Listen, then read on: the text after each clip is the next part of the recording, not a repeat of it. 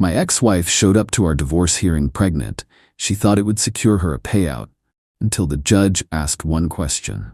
You ever sit in a courtroom and watch someone dig their own grave in real time? Because that's exactly what my ex-wife, Jessica, did. I should have known she'd pull something. The entire divorce process had been a disaster. Delays, tantrums, nonsense filings, just to waste my time. If she had put half as much effort into our marriage as she did into making my life hell, we wouldn't have ended up here. But when she walked into that hearing pregnant, I almost laughed. Not because I thought the kid was mine, I knew it wasn't, but because I could see the plan forming in her head like a cheap soap opera plot. Jessica was banking on one thing, that the judge would see a poor, vulnerable, abandoned pregnant woman and force me to pay up. Forget the prenup. Forget logic. Play the sympathy card. Get a payday. I could already hear the speech she had planned. Your Honor, I have a baby on the way, and I've been left with nothing. How am I supposed to survive? All while shooting me side glances, waiting for me to squirm. Too bad for her. I don't play dumb. And I don't lose. See, Jessica had underestimated me. She thought I'd panic, get flustered, maybe even offer a settlement just to avoid looking like the bad guy in front of the judge. But she didn't know what I knew. She didn't know that I had already figured her out months ago. Because the thing about Jessica, she wasn't just bad at marriage. She was bad at lying. And she had no idea that the one question the judge was about to ask her would make her whole story fall apart. Jessica was smug when she walked into that courtroom.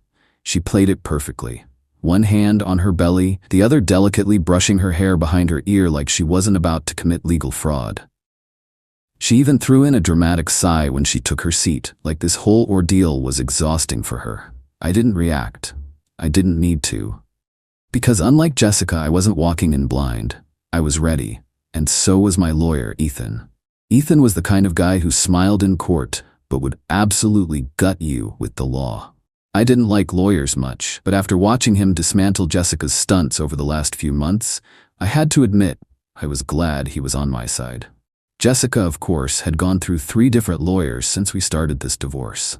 The one she had today? A newbie. Fresh out of law school, probably desperate to win his first big case. I almost felt bad for him. Almost, because here's the thing.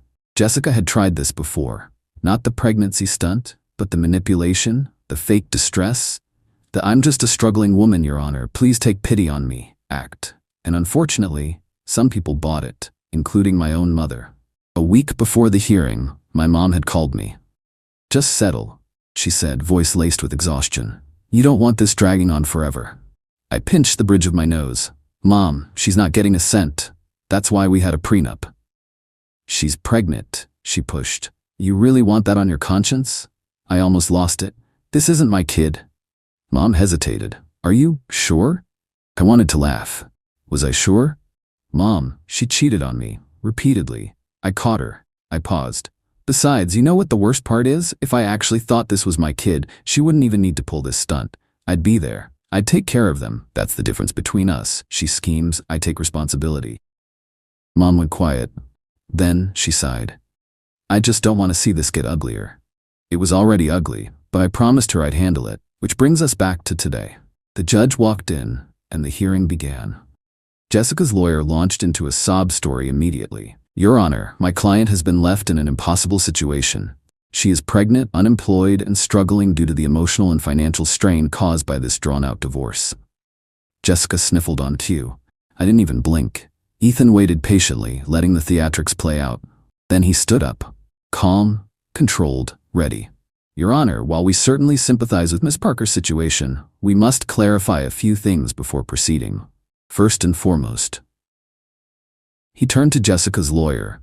"Who was the father of this child?" And just like that, Jessica visibly stiffened. I knew that question was coming. Jessica didn't. See, she assumed the court wouldn't question her pregnancy, that she could waltz in, look vulnerable, and walk out with a fat check. But legally, her pregnancy was only relevant if I was the father. Her lawyer froze. Then weakly, "My client believes it is the petitioner's." I almost laughed. Believes? Ethan didn't even flinch. She believes? So there's no proof? Jessica shifted uncomfortably. The judge's eyes narrowed. "Miss Parker, have you had a paternity test done?" Jessica's mouth opened, closed, opened again, trapped. I just assumed. You assumed? The judge repeated, unimpressed. Miss Parker, is there any evidence to suggest the petitioner is the father? Her lawyer looked like he wanted to die. Jessica looked pale. And I leaned back in my chair, enjoying the show. At this point, Ethan was ready to finish her off. Your Honor, we have strong reason to believe this child is not my client's. He pulled out photos, taken 2 months after Jessica and I separated, of her on vacation with another man, holding hands, kissing, clear proof she had moved on. And then, the final nail in the coffin. Ethan slid medical documents across the table. Additionally, we have subpoenaed Miss Parker's recent medical records, which show that her first confirmed pregnancy test was months after she and my client had last been together. Jessica's face crumpled. Her lawyer looked at her, realizing she had never told him any of this. The judge? He let out a long sigh and shook his head. Miss Parker, this court does not take kindly to deception. Given the evidence, there is no basis for financial support. The prenup stands. You will not be receiving alimony or additional compensation. Boom. Jessica gasped like she had been physically struck. But, Your Honor. This hearing is over.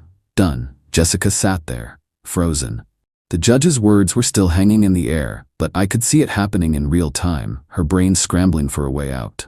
This wasn't how she thought today would go. In her version of events, she was supposed to cry, look pitiful, and leave with a fat monthly check. Instead, she had been publicly exposed. Her lawyer wasn't even looking at her anymore. He was staring at the floor, probably re-evaluating every decision that led him to take this case. Meanwhile, Jessica was gripping the edge of the table like she could somehow hold on to the last shreds of her scheme. And then, the tantrum started. Jessica's last desperate attempt. But, Your Honor, Jessica blurted out, her voice high-pitched. This isn't fair. I'm about to have a baby, and he just gets to walk away? The judge exhaled sharply, rubbing his temples. He was done. Miss Parker, he said firmly, this court does not make financial judgments based on emotional appeals. Your pregnancy has no legal bearing on this divorce unless paternity is established, which, based on the evidence provided, it has not been. But, the judge held up a hand. Enough. Jessica snapped. She turned in her chair, whipping her head toward me. You're really going to do this to me? To your own child? There it was. The final gamble. Even after being publicly humiliated, she was still trying to plant doubt. The courtroom went silent. Then I smiled. A slow, amused, merciless smile. You really want to do this, Jessica? I leaned forward, voice calm. You want to go on record accusing me of being the father? Because we can get a court-ordered paternity test right now. Her face twitched. She had nothing. She knew she had nothing. And in that moment, so did everyone else in the room. The judge didn't even bother responding this time. He simply turned to the clerk. Adjourned. Done. Jessica had lost everything. But it wasn't over yet. The hearing was over, but I wasn't done watching her fall apart. I walked out of the courtroom with Ethan beside me, my mom trailing a few steps behind. I half expected Jessica to slink out quietly, but I should have known better. She stormed out after me, heels clacking, face red, hands shaking. You're a monster, she hissed. You let me sit there, humiliated. I turned slowly, looking her up and down. I'm sorry, Jessica. Which part humiliated you? The part where you tried to scam the court? Or the part where you realized I was 3 steps ahead? Her jaw clenched. You set me up. No, sweetheart. I smiled again. You set yourself up. I just let you walk into it. She looked like she wanted to throw something at me. But then, she tried one last card. She turned to my mom. Are you seriously okay with this, with what he did to me? Mom hesitated. Then she crossed her arms. I'm not okay with what you did to him, she said. You had us all fooled once. Never again. Jessica's lip quivered. For a second, I thought she might actually cry. Then the real explosion. I hope you rot, she spat, stepping forward like she wanted to claw at me. I hope you, Miss Parker. The voice came from behind her, a stern official voice. Jessica froze. 2 court officers had stepped into the hallway. Come with us, please. Her head snapped around. What? Why?